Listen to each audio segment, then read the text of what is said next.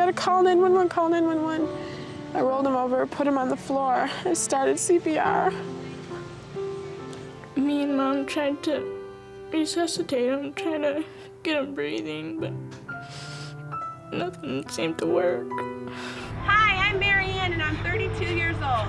Hi, I'm Abigail, and I'm 11 years old. Hi, I'm Gabriel, and I'm 9 years old. Hi, I'm Daniel, and I'm 5 years old.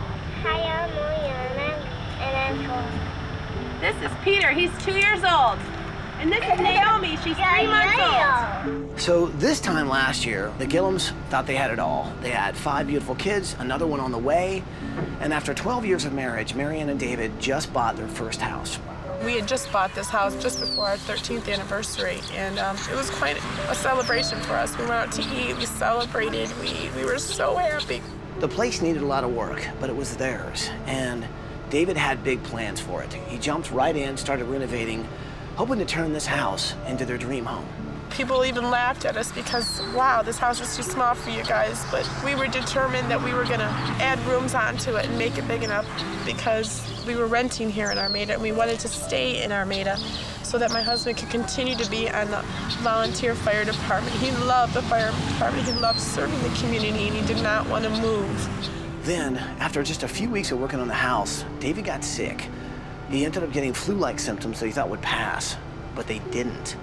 On Christmas Eve, David lay down next to his wife in bed and ended up going into convulsions.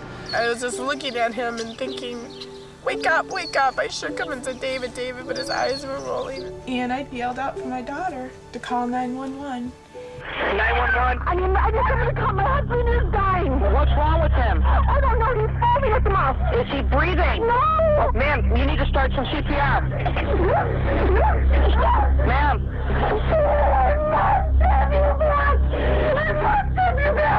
Ma'am.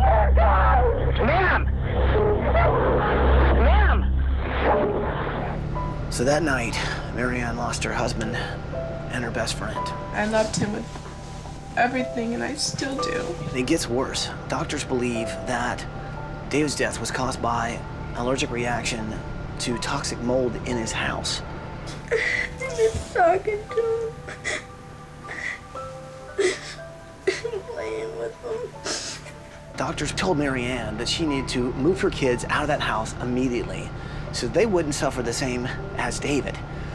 Well, that's exactly what she did. They packed up that day and moved out immediately. Now I'm lost. I don't know what happened. I lost my husband, and now I'm lost. I'm just dreaming that you would come, but if you can't, you can't. But if you can, I would be so happy and so blessed. We need to build these guys a comfortable house where we can get this family back on track and they can start focusing on being a family together and looking toward the future. So right now, we're headed to Sister Sarah's house where they're staying. They have no idea we're coming, and I cannot wait to see your face when they see us.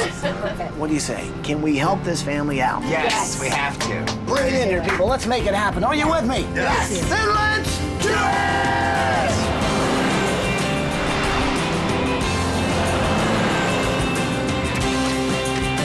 Come on, people. Come on, come on, come on. Here we go. We surprised the family at Sarah's house. Sarah's Marianne's sister, because that's where the family was staying at the time. They had been staying with different friends, and at this point in time, they were there with their aunt. Good morning, Gillum family! Marianne, Abigail, Gabriel, Ariel, Peter, Naomi, Sister Sarah, wake up and come on out here! Hey there! How are you? Hey! How are you guys?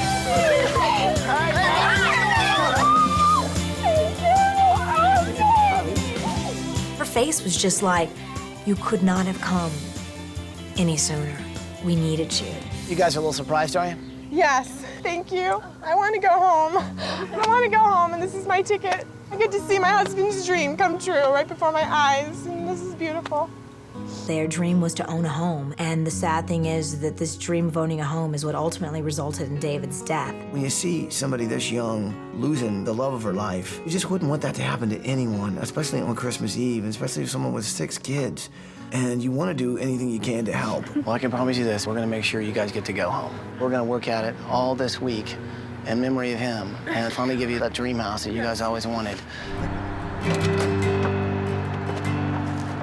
So this is it, huh? Yes, this is our house. This is our first house together. We got off the bus, and the first thing I noticed is what beautiful farm country we're in. You got these fields of beans and fields of corn, and then there's this tiny, kind of cool-looking little bitty farmhouse, you know? And it was their dream home, but all that got taken away really early. So all this time he's renovating the house, but you had no idea that all this mold is affecting his health. I had no idea. He wasn't coughing beforehand. He was healthy. He came home, he said, oh, there's a tickle in my throat. I need to start taking some cough medicine. So I started taking some cough medicine. I said, David, do you want to go to the hospital? You know, you don't feel good. He was just like, oh, I'll be fine. We were sitting in bed and watching a movie with the kids, and I was nursing Naomi. I heard this noise, like a snoring noise, like he wasn't breathing, and I turned around and I screamed, and he was having a seizure. And I said, Abby, Abby, and she screamed too, and we gotta call 911, call 911. I rolled him over, put him on the floor. I started CPR. Me and Mom tried to resuscitate him, trying to get him breathing, but nothing seemed to work.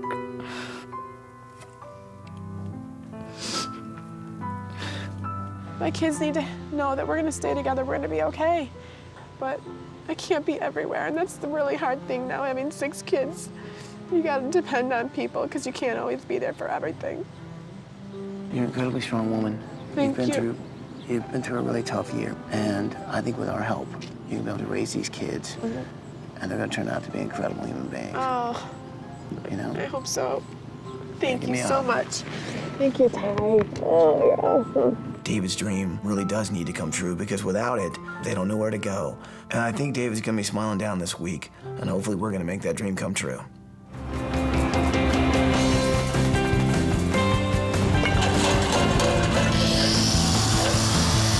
This may look like day 4, but this is day 3. Less than 24 hours ago, this wasn't even here. I'm talking about a framed house on a foundation with windows in it, with a front door in it, with a roof on it. We've already done the concrete pour, the flooring, the framing, the plumbing, the electrical. We're on drywall. And honestly, that's not bad for 24 hours.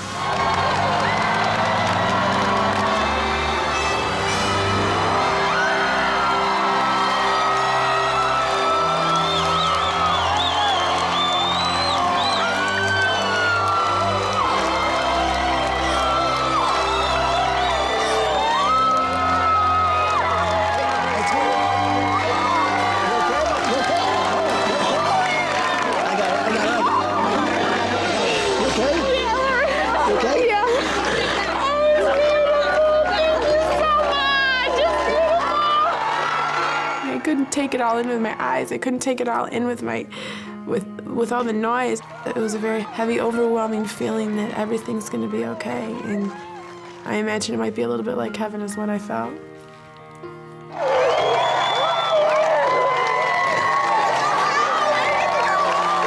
This is my home. We can live here. It's gonna be safe and so beautiful, and I couldn't believe it was ours.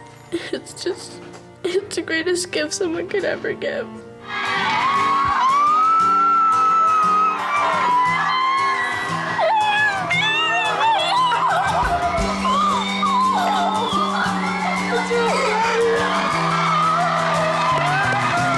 When we walked through that front door, I couldn't believe it was our house. What was there before was not safe for us to live in at all. And now we've got this beautiful stone house, and it was beautiful. Look at the warm colors in this house. I want to see. So what do you think of your house? I love it. It's beautiful, right? It's everything that I want. It's just gorgeous. I just attribute everything that was in David's heart was put there. I know as clear as day that that dream was this house. And looking at this house is part of my husband. It's beautiful. Oh, it's so beautiful. Oh, I love it. Oh my goodness. The first thing I want to open the door and get in the bed and crawl right in and go to sleep. It just feels like home already. I think they captured everything that my husband was to me. The pictures on the dressers. They captured everything I could imagine in my room to be. Oh, my roses. Oh, they're And my roses on the dresser from David. It was really nice. It was really, really, really touched that he kept it safe and is sacred. This is gorgeous, Ty. This is everything I ever wanted. Is it awesome? It's beautiful. I couldn't be any happier. It's everything I could imagine David doing for me. And of course, I know one of the most important things. Yeah, David's hat. It's right there.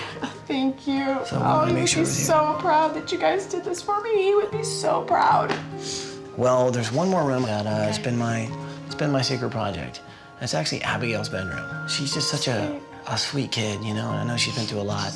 You can't even imagine what a kid like that's gone through seeing her dad pass away, and I just wanted to make sure that Abigail had a very special room. I was so excited to just say, Abigail, go check out your new room. You're only 12 years old, and you've been through quite a bit. But I just want you to know, I think you're an awesome kid. You've really helped out your mom in ways that I don't think you really can even know. I'll tell you what, I've locked myself in that room for the week, trying to make it kind of special for you. And I want you to see it right now, okay? Go check out your room, Abby.